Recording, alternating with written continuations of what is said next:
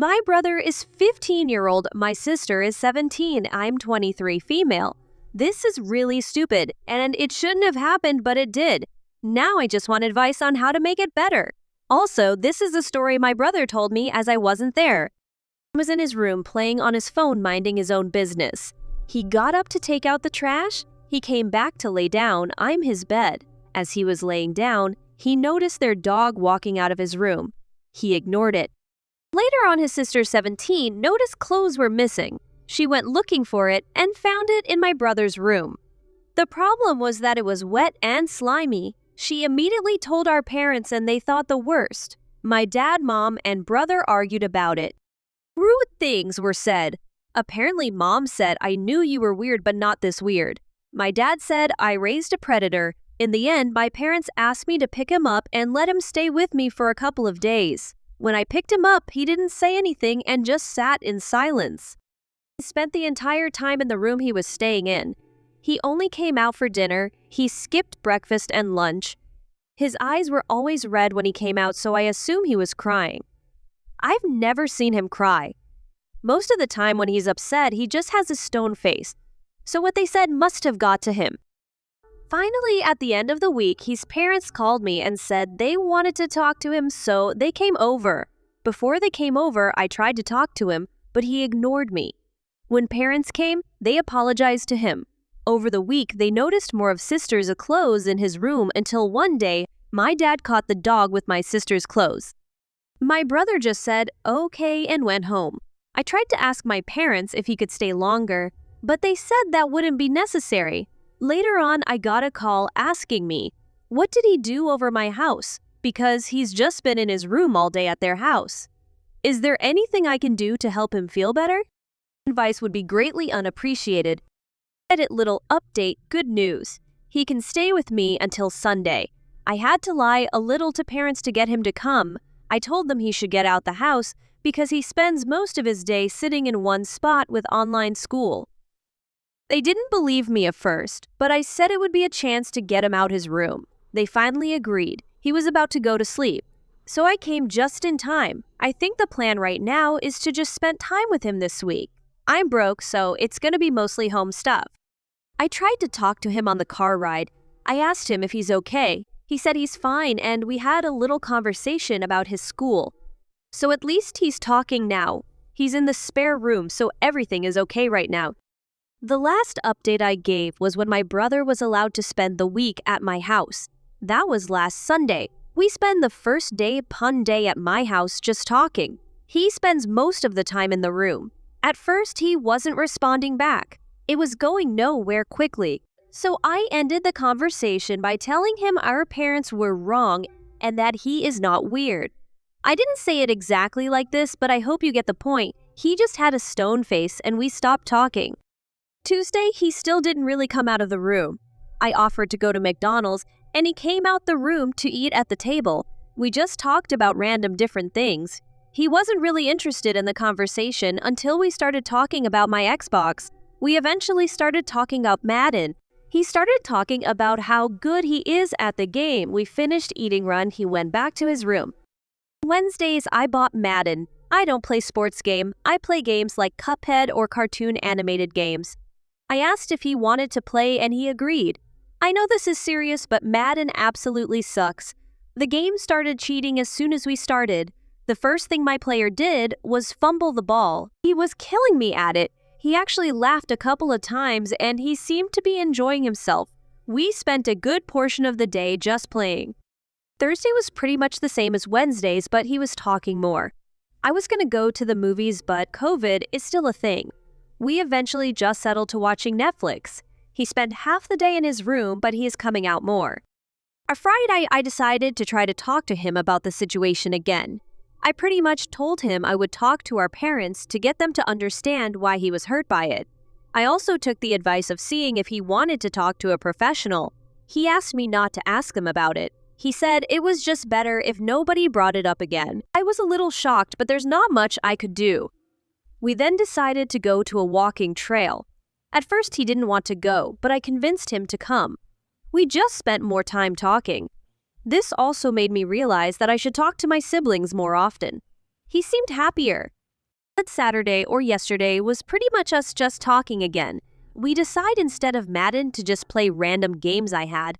I don't have a lot, but I think he had a good time. When it was dinner time, he got kinda quiet again. I asked him what was wrong. He said he wasn't ready to go back home yet. I didn't know what to say. I asked him if he wanted me to talk to our parents to see what we could do. He just said no again. I pretty much told him he could come to my house anytime he wanted to. That leads us to today. He is back at his house. I was going to talk to our parents, but I assumed he has a reason for not wanting me to talk to them. I know you guys said something about getting him a therapist, but he said no to the idea. I did call my sister to see how she's doing. She said she tried to apologize to brother, but he ignored her. But I don't know what's happening with that, but one thing at a time. And that's pretty much how the week went. Overall, he seemed much happier than he was last week. I texted him and he wants to come back over sometime next week. This part has nothing to do with my brother, but it's about me. I'm gonna be honest with you guys. I have no idea what the fuck I'm doing. I'm only 23, still trying to get my life together. I'm a firefighter, so I'm just glad that we get a lot of vacation time, or else I would have had to work. I know people are thinking if you're a firefighter, you should know what to do, and why did you ask what the signs of depression are? I was never trainer on how to deal with somebody actively showing signs of depression. I was trained to help somebody who is in the process of trying to commit suicide, and that training wasn't that good. It was basically try to talk them down and do whatever you can to get them to a hospital. I've yet to use this training. This is why I was panicking when everything was happening. People were telling me he could commit suicide. I know I should have kept a cool head, but it just felt different because it was family. They tell you not to panic, but I'm only human. I've been a firefighter for about 2 years now. Anyway, something else I wanted to say. I'm gonna try to be there for both my brother and sister, but I made a mistake too. Somebody brought up the point of when I found out what happened, what was my reaction? I'm ashamed to admit it, but I didn't have one. I thought he was gonna get over it and everything would be all right. I only started caring when I realized that he wasn't acting like his normal self, that when I realized the impact of what they said and how fucked up this all really is. So to the person who brought up this point, thank you. This showed me that no matter how great my actions are looking in front of random strangers, the truth is that I had a similar mindset as my parents. I don't think he's weird, but I guess my time spent around them made me desensitized to the things they say. I'm gonna work to change that because it's not right. So to everybody, thank you for the advice you've given. I see the mistake I've made and I'm 100 behind changing myself and being behind my brother. Story 2. Father believes stepdaughter's accusation his son abused her. Turns out she lied, but not before ruining his son's life. My son has been in college since last fall. Last November, my 16-year-old stepdaughter brought up allegations that my son had abused her repeatedly for several years. I confronted my son and he categorically denied it. But I knew that even though he was my son, I could not defend him for such an awful act. My wife and I reported him to the authorities. My son was arrested in December and held in prison for several weeks because I refused to provide him bail money. He was eventually expelled from his Ivy League college. In the middle of January, my stepdaughter broke down and admitted she lied about everything.